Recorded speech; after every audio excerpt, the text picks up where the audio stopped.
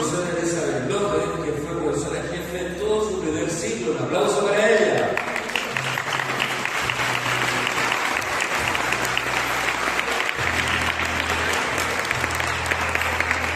La profesora Daniela Monsalve, también profesora jefe durante el primer ciclo. Un aplauso para ella.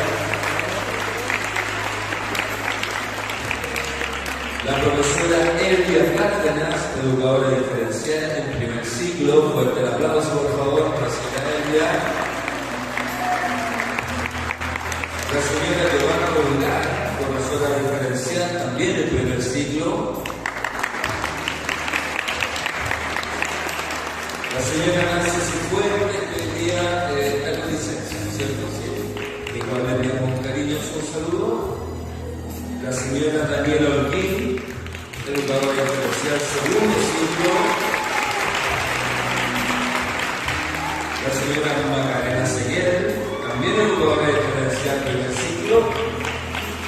Aquí está ahí.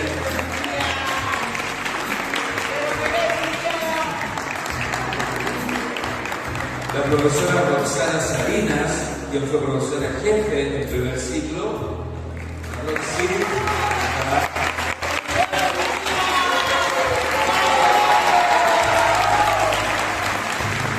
La profesora Jenny Quilográn, también fue profesora jefe en el primer ciclo. Un aplauso para la profesora Jenny.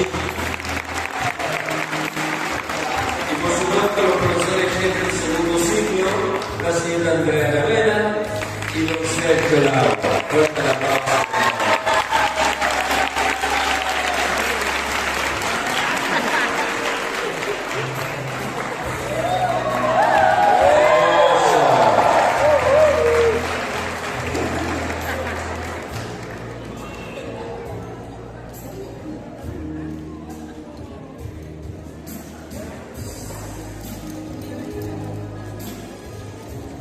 Todos ellos trabajaron con ustedes, chiquillos, así que tienen que darle a ustedes de pie un aplauso para sus profesores, por favor, retribuyendo todo el esfuerzo, cariño, perseverancia que pusieron para que llegara a un día como hoy, a terminar este proceso y salir a la enseñanza media.